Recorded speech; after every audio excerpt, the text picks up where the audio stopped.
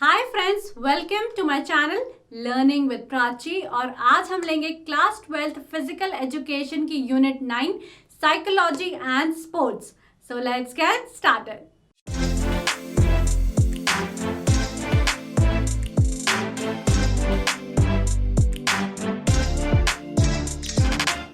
तो दोस्तों, हमारे चैप्टर का नाम है साइकोलॉजी एंड स्पोर्ट्स। तो इससे पहले कि हम देखें कि इस चैप्टर में कौन कौन से टॉपिक है, ये समझना बहुत ही ज़्यादा ज़रूरी है कि स्पोर्ट्स साइकोलॉजी होता क्या है। So, sports psychology is a branch of psychology that deals with positive behavior of sports person during training and competitions to increase performance. तो स्पोर्ट्स साइकोलॉजी की एक ऐसी ब्रांच है जो हमारे स्पोर्ट्स पर्सन को मदद करती है अपनी परफॉर्मेंसेस को इम्प्रूव करने में। क्योंकि हर इंडिविजुअल अलग होता है, तो उसके लिए मोटिवेशन का सोर्स अलग हो सकता है, उसके लिए स्ट्रेस को डील करने का तरीका अलग हो सकता है। तो ये कौन डिसाइड करता है कि किसको क्या बेस्ट सूटेबल है? Sports psychology. The importance of psychology was realized in physical education to help players achieve best results. It guides players and coaches to give individual attention to various methods and motivational techniques. Helps the players to maintain anxiety and stress. तो अब हम देख लेते हैं कि इसमें क्या क्या टॉपिक कवर्ड है। इसमें कवर्ड है personality, Sheldon's classification, Jung's classification, big 5 theory and personality development through sports. तो ये सारी चीज़ें हम पार्ट 1 में देखेंगे। तो दोस्तों, व्हाट इज पर्सनालिटी? जब भी हम ये वर्ड सुनते हैं, हमारे मन में पहला ख्याल यही आता है कि वो पर्सन बहुत अच्छे से बात करता होगा या बहुत अच्छा दिखता होगा। लेकिन पर्सनालिटी सिर्फ यहीं तक सीमित नहीं है। पर्सनालिटी में आ जाता है physical appearance, emotions, attitude, behaviour. यानी वो पर्सन कैसा दिखता है, वो पर्सन कैसा सोचता है, वो पर्सन पब्लिकली कैसा बिहेव करता है और उस पर्सन का एटीट्यूड कैसा है। ये सारी चीज़ें मिलके पर्सनालिटी को बनाती हैं। Personality is the typical pattern of thinking, behaving and behaviors that make a person unique. Personality usually means a person is much more than his outer appearance. According to Begg and Hund, personality refers to the whole behavioral pattern of an individual to the totality of its characteristics. जैसा कि आप photo में देख सकते हो, personality में physical appearance के साथ साथ थॉट्स, फीलिंग्स और बिहेवियर्स भी आता है। When we say someone has good personality, we mean that he is likable, interesting and pleasant to be with. तो दोस्तों, पर्सनालिटी के 4 डायमेंशन होते हैं। अगर आपको इस पर क्वेश्चन आता है तो आपको बताने हैं पर्सनालिटी के 4 डायमेंशन जो होते हैं फिजिकल, मेंटल, सोशल और इमोशनल। तो पहला हमने डिस्कस करा कि पहला ख्याल पर्सनालिटी को सुन के आता है फिजिकल अपीयरेंस। तो फिजिकल अपीयरेंस भी पर्सनालिटी का एक हिस्सा है। वो पर्सन कैसा दिखता है, उसका शेप कैसा है, उसका साइज, वेट, हाइट, वो पतला है, दुबला है, वो छोटा है या लंबा है, उसका स्किन कलर क्या है। तो ये सारी चीज़ें फिजिकल अपीयरेंस को बनाती हैं। फिर आ जाता है मेंटल, यानी वो पर्सन सोचता कैसे है, उसके आइडियाज़ क्या हैं, उसको चीज़ों के बारे में कितना नॉलेज है, वो इंटेलिजेंट है या नहीं, वो सही और गलत में फ़र्क कर पाता है या नहीं, उसकी जजमेंट चीज़ों को लेके ठीक है कि नहीं। ये सारी ही चीज़ें एक पर्सन की मेंटल एबिलिटीज़ को बनाती हैं। सोशल फैक्टर इसमें आ जाता है कि वो पब्लिक में कैसे बिहेव करता है, वो लोगों के साथ एडजस्ट कर पाता है या नहीं, लोगों के साथ कोऑपरेट करता है या नहीं, डिसिप्लिन्ड है या नहीं, लोगों के साथ उसको अच्छा लगता है या वो अकेले रहना पसंद करता है। तो ये सारी चीज़ें सोशल डायमेंशन में आ जाती हैं। और लास्ट डायमेंशन है हमारा इमोशनल डायमेंशन, जिसमें आता है एक पर्सन का बिहेवियर, एटीट्यूड, इंटरेस्ट, एंगर और हैप्पीनेस। यानी वो जल्दी से खुश हो जाता है या दुखी रहता है, उसको गुस्सा जल्दी आ जाता है या वो शांत रहता है, किन किन चीज़ों में उसका इंटरेस्ट है, उसको जल्दी से रोना आ जाता है या वो इमोशनली स्टेबल है। तो ये सारी चीज़ें इमोशनल डायमेंशन में आ जाती हैं। जब ये क्वेश्चन आपको आएगा तो आपको हर पॉइंट को थोड़ा समझाना है। जैसे शेप आ गया तो आपको बताना है कि वो दुबला पतला है या मस्कुलर बॉडी है। तो ये सारी ही चीज़ें मिलके पर्सनालिटी को बनाती हैं। तो दोस्तों हमारा नेक्स्ट टॉपिक है शेल्डन्स क्लासिफिकेशन। तो दोस्तों अभी हमने पढ़ा कि पर्सनालिटी के बहुत सारे डायमेंशन होते हैं। तो कुछ लोगों ने फिजिकल अपीयरेंस के बेसिस पे क्लासिफिकेशन करा है, कुछ लोगों ने सोशल डायमेंशन के बेसिस पे क्लासिफिकेशन करा है, और कुछ लोगों ने सारी ही क्वालिटीज़ को मिलाकर एक क्लासिफिकेशन किया है। तो हमारा पहला क्लासिफिकेशन है शेल्डन्स क्लासिफिकेशन, जिन्होंने फिजिकल अपीयरेंस को लेकर क्लासिफिकेशन किया है। तो याद कैसे रखोगे? शेल्डन शुरू हो रहा है एस से, तो इन्होंने बॉडी स्ट्रक्चर, एस याद रखोगे स्ट्रक्चर का, तो शेल्डन ने बॉडी स्ट्रक्चर के बेसिस पे लोगों को क्लासिफाई किया है। According to William Herbert Sheldon, the personalities are of 3 types based upon body structures. तो शेल्डन कहते हैं कि लोगों की पर्सनालिटी 3 टाइप की होती है, एंडोमॉर्फ, मीसोमॉर्फ और एक्टोमॉर्फ।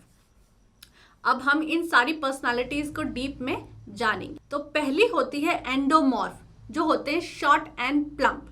तो जैसे हम इस कैरेक्टर को देख सकते हैं जो कपिल शर्मा के शो में आते हैं, तो उनकी पर्सनालिटी कैसी है? ये है एंडोमॉर्फिक पर्सनालिटी, जो छोटी हाइट के हैं और प्लम्प है, यानी थोड़े से मोटे हैं। They are also known as विसेरोटोनिक।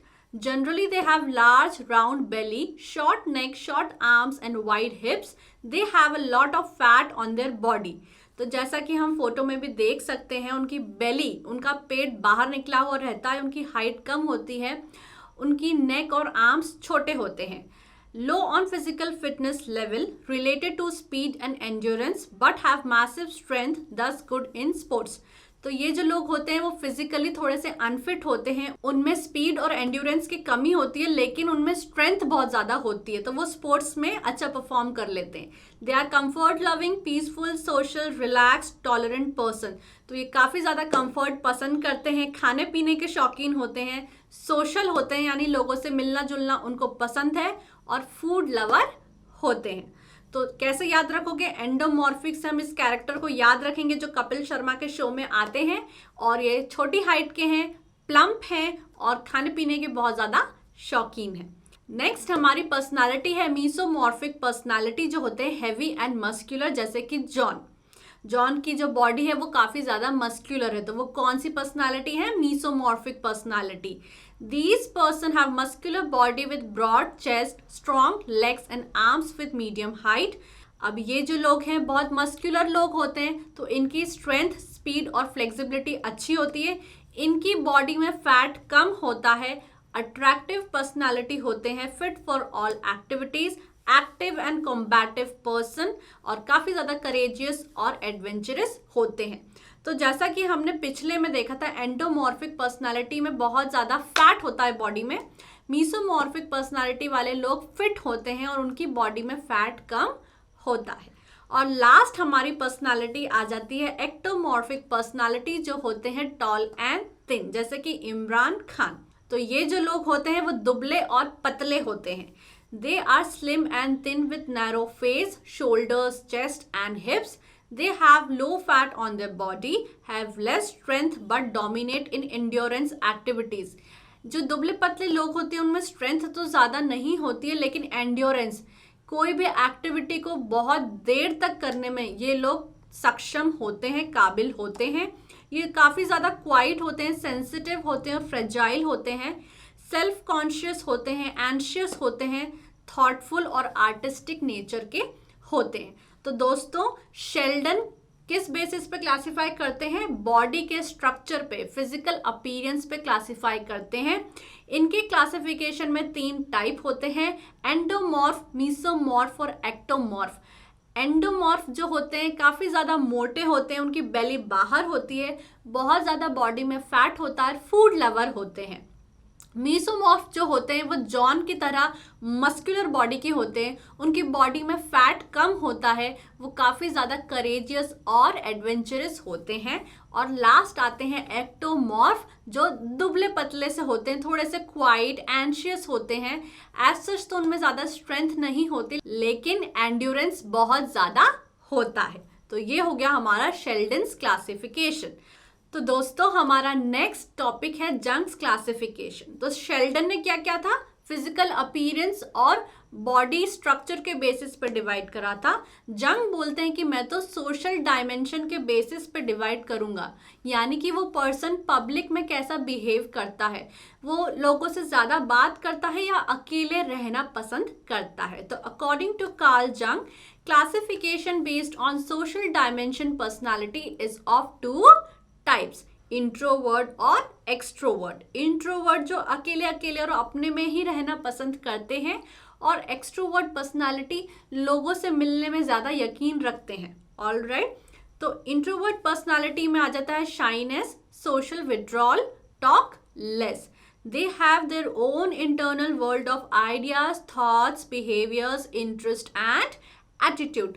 तो जो इंट्रोवर्ट लोग होते हैं वो अपनी ही दुनिया में गुम रहते हैं, उनको ज़्यादा लोगों से बात करना अच्छा नहीं लगता और वो सोशल एनवायरनमेंट में अच्छे से एडजस्ट नहीं कर पाते, उनको अकेला रहना ही अच्छा लगता है। वो सेंसिबल और रिजिड होते हैं। और इंट्रोवर्ट पर्सनालिटी हम पोएट्स और आर्टिस्ट लोगों में देख सकते हैं, जो बहुत ज़्यादा शेर व शायरी करते हैं और आर्टिस्ट होते हैं, उनमें हम ये क्वालिटीज़ देख सकते हैं।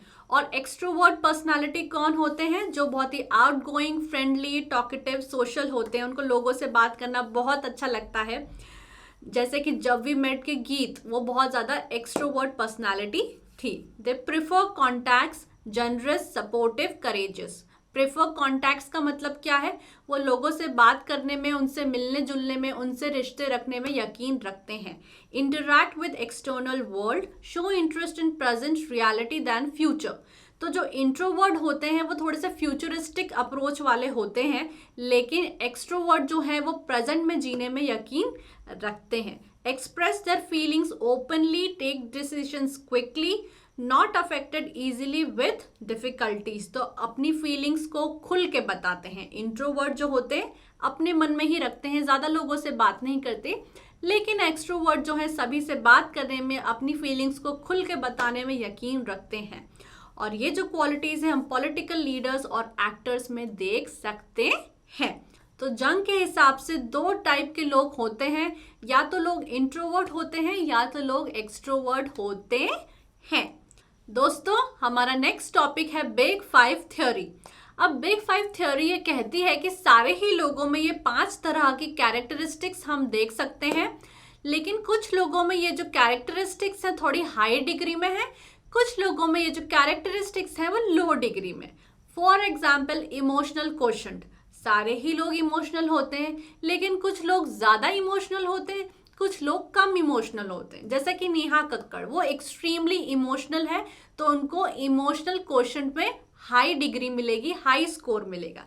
ठीक है, तो इसमें 5 क्वालिटीज कौन कौन सी है। ओपननेस टू एक्सपीरियंस, यानी जो पर्सन है वो न्यू एक्सपीरियंसेस की तरफ कितना ओपन है, वो क्यूरियस है कि नहीं, वो क्रिएटिव है कि नहीं, उसको आर्ट पसंद है या नहीं, वो अपने इमोशंस को दिखा पाता है या नहीं। तो they appreciate art, express high emotions, performs adventures, activities, unusual ideas, curious, creative.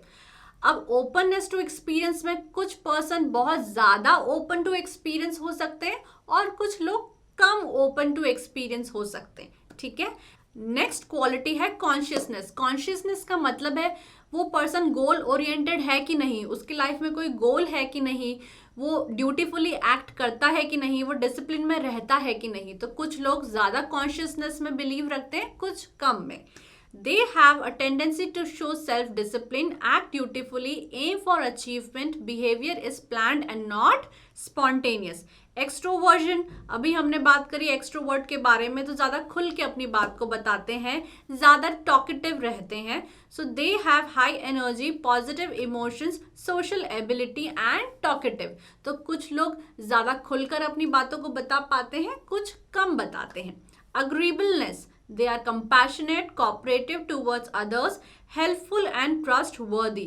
एग्रीबलनेस का मतलब है कि वो पर्सन को हम कितना ट्रस्ट कर सकते हैं, वो लोगों से प्यार करता है कि नहीं, कंपैशनेट है कि नहीं, हम उस पर भरोसा कर सकते हैं कि नहीं। तो ये होता है agreeableness. Next quality is neuroticism. Neuroticism का मतलब है कि वो पर्सन इमोशनली कितना स्टेबल है, उसको बात बात पे रोना आ जाता है या वो इमोशनली स्टेबल है। Neuroticism refers to the degree of emotional stability, angry, anxiety, depression and vulnerability.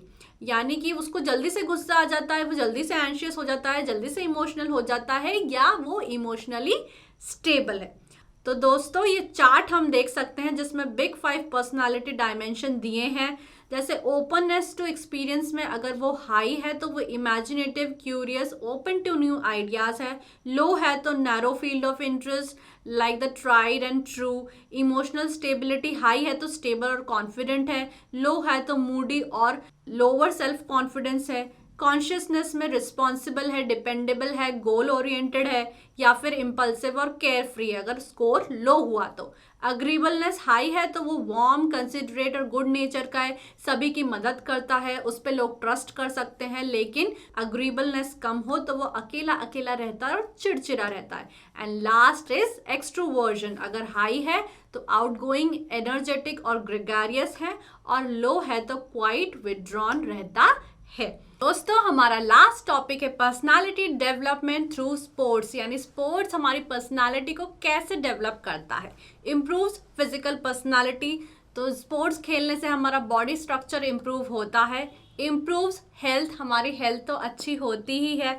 Social personality develop, social personality मतलब हम दूसरों से कैसे बात करते हैं, हम दूसरे प्लेयर से कैसे बात करते हैं, हम दूसरे स्पोर्ट्स पर्सन से कैसे बात करते हैं, तो वो रिलेशनशिप्स, वो नेचर हमारा इम्प्रूव होता है।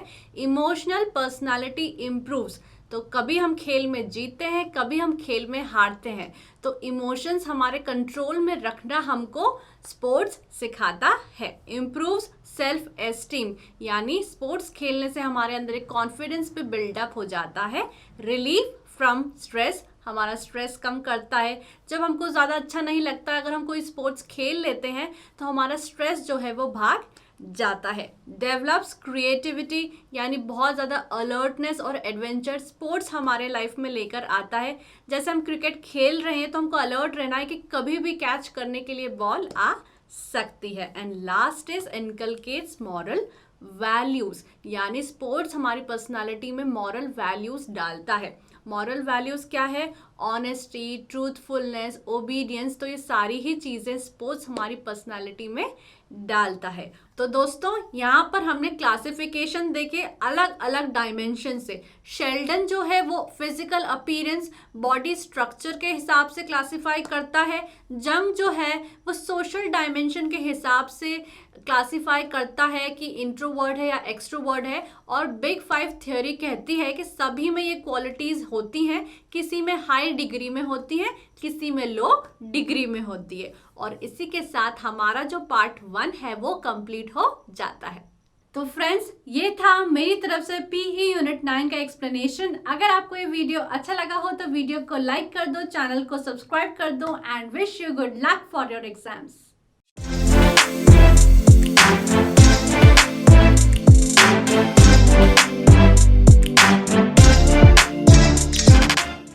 तो दोस्तों ये है साइकोलॉजी एंड स्पोर्ट्स का पार्ट 2, जिसमें हम डिस्कस करेंगे motivation, types of motivation, motivation techniques in sports, meaning and concept of aggression, types of aggression, aggression management techniques. तो दोस्तों what is motivation? Motivation is derived from Latin word movere, which means to change or to move. Thus motivation is referred as to change inner urge to achieve the goal. जब हम अपनी inner अर्ज को change कर लेते हैं अपने गोल को अचीव करने के लिए, उसको बोलते हैं motivation. Motivation is a kind of inner force which energises the person to make constant effort. It is a condition which increases the desire to perform better. तो मोटिवेशन एक ऐसी प्रोसेस है जिसमें इंडिविजुअल इंस्पायर्ड होता है, stimulate होता है, guide और डायरेक्टेड होता है प्रॉपरली टूवर्ड्स हाई अचीवमेंट। जैसा कि हम इस फोटो में देख सकते हैं कि वो जो लेडी है उसमें मोटिवेशन की कमी है, वो अपने गोल की तरफ आगे नहीं बढ़ रही है। लेकिन जब उसको मोटिवेट कर दिया जाता है तो वो इंथुजियास्टिक हो जाती है और अपने गोल की तरफ बढ़ती है।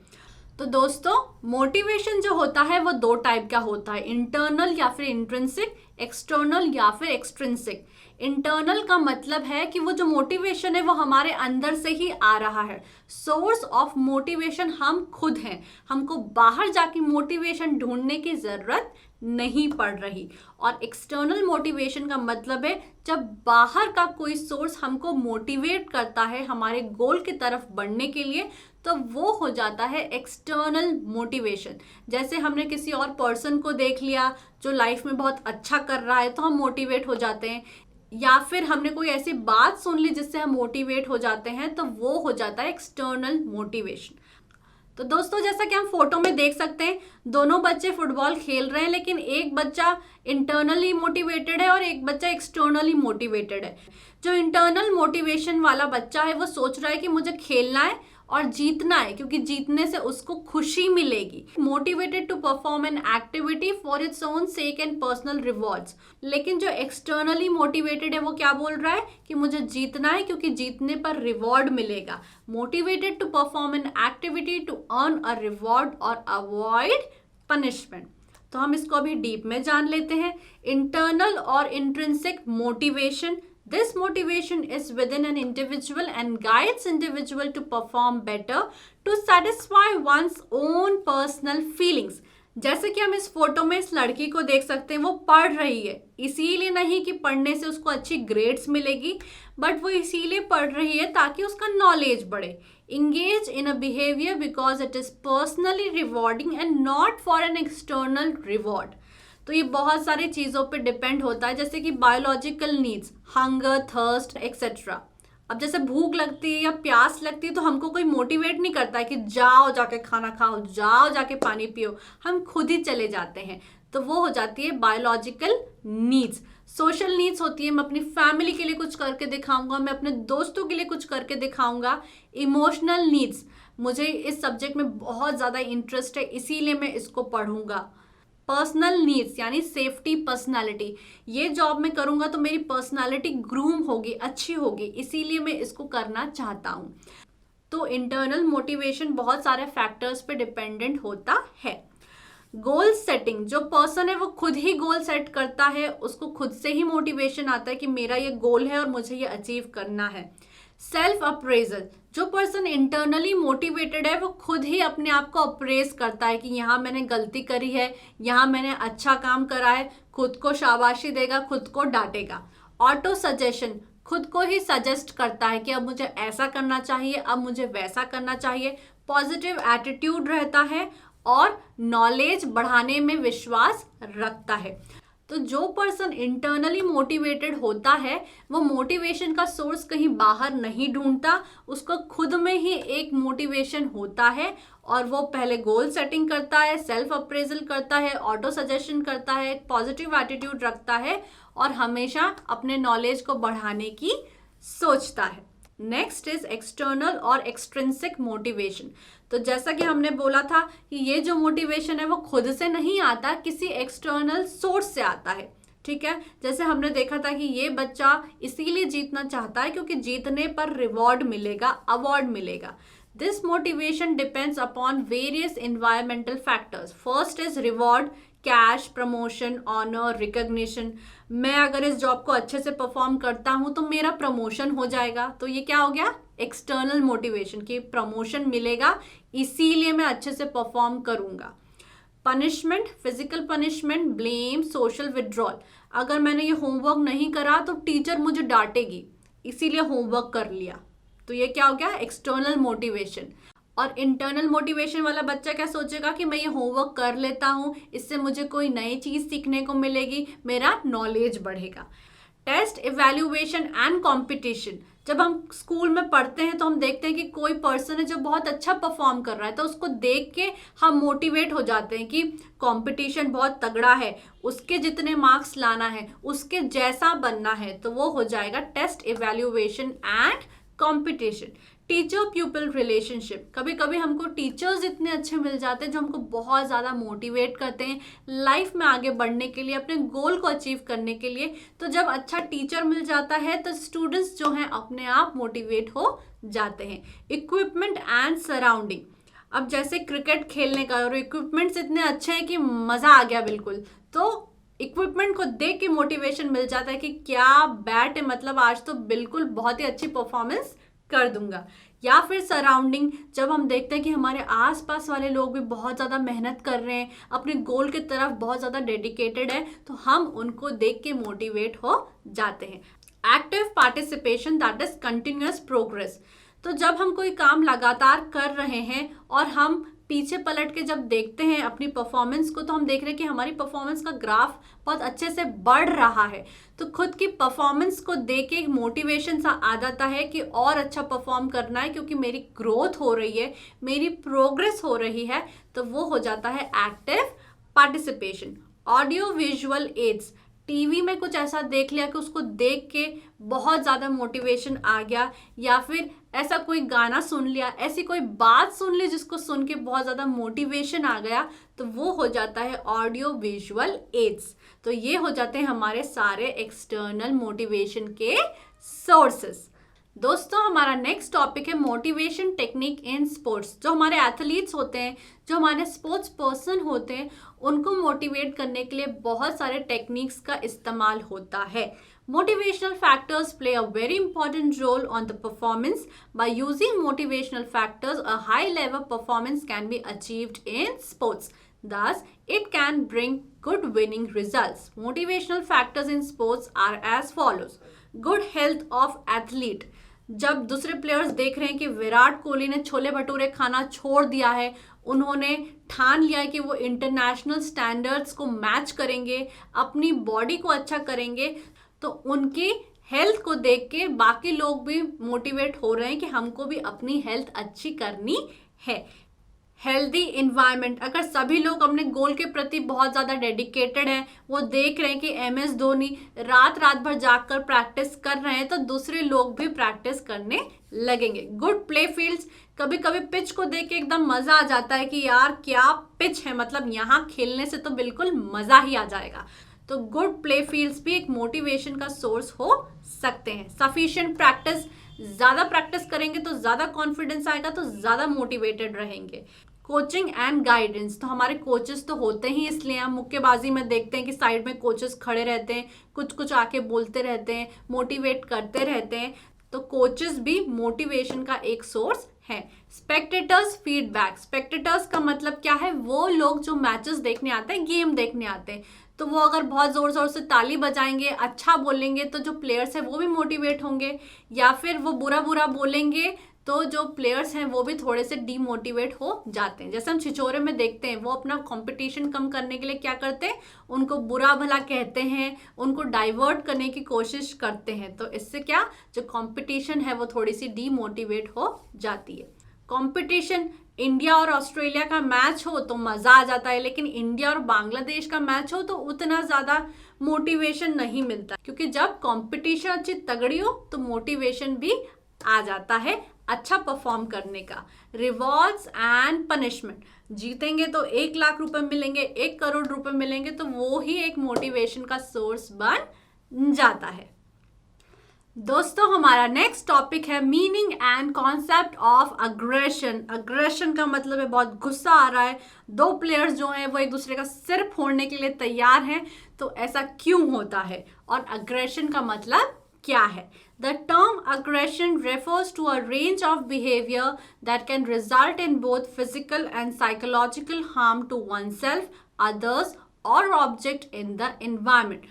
तो अग्रेशन का मतलब है एक ऐसा बिहेवियर जो सामने वाले व्यक्ति को या तो फिजिकली चोट पहुंचा सकता है या फिर मेंटली चोट पहुंचा सकता है। According to Baron and Richardson, aggression is in any form of behavior directed towards the goal of harming or injuring another living being who is motivated to avoid such treatment. तो aggression का मतलब है किसी भी तरह से सामने वाले व्यक्ति को इंजुरी पहुंचाना, हार्म पहुंचाना। Purpose of aggression is to express anger, to assert dominance, to threaten, to achieve goal. तो अग्रेशन दिखाने के पीछे बहुत सारे कारण हो सकते हैं। या तो उस पर्सन को गुस्सा आ रहा है, या फिर वो सामने वाले पर्सन को डराना चाहता है, धमकाना चाहता है, या फिर वो अपने गोल को अचीव करना चाहता है, इसीलिए वो अग्रेशन दिखा रहा है।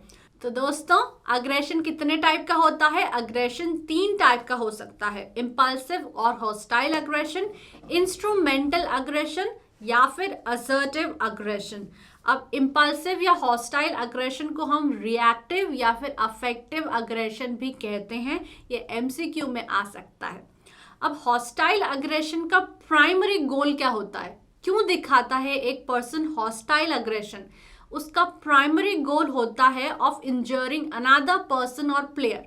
मतलब गेम का चाहे कुछ भी हो, हमारे गोल का चाहे कुछ भी हो, प्राइमरी एम उस पर्सन का यही होता है कि वो सामने वाले प्लेयर को इंजर कर सके।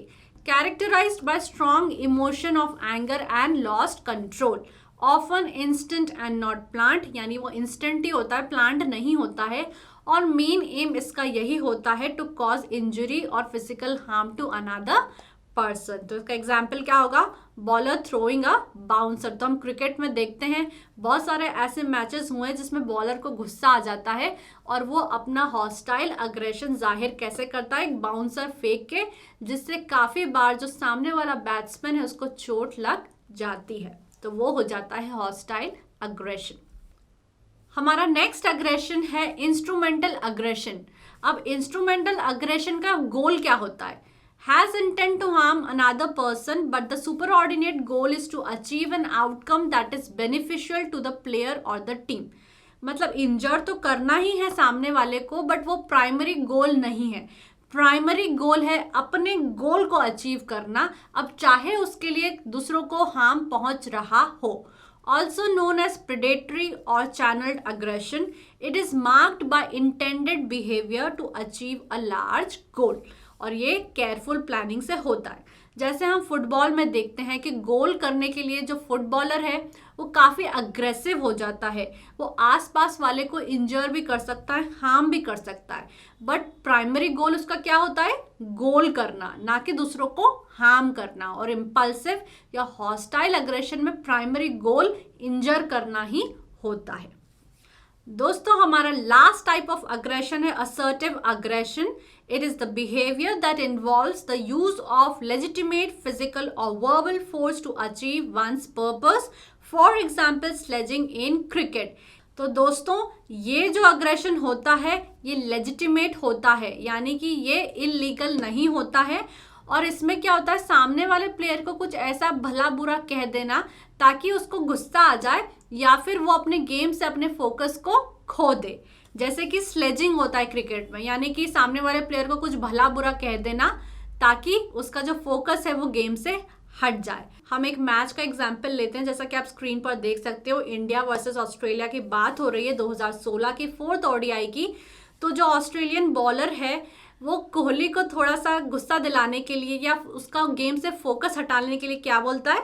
आई see you try to smash me there mate giggling. तो वो जानबूझकर कोहली को बोल रहा है कि तुम मुझे मेरी बॉल को हिट करने की कोशिश कर रहे हो पर तुम कर नहीं पा रहे हो। तो कोहली क्या बोलता है? I have smashed you enough in my life, now just go and concentrate on bowling. लेकिन हमारे जो कैप्टन है वो ऐसी वैसी स्लेजिंग से बिल्कुल भी अपने गेम से फोकस हटाने वाले नहीं हैं। वो बोलते हैं कि तुमको तो मैंने अपनी लाइफ में बहुत बार स्मैश कर दिया, जाओ जाके अपने गेम पर ध्यान दो।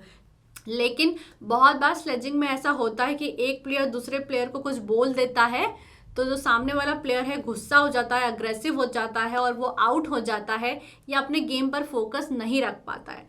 तो ऐसी कंडीशन में हमें अपने कैप्टन से सीखना चाहिए कि the best answer to aggression is winning and not losing our cool.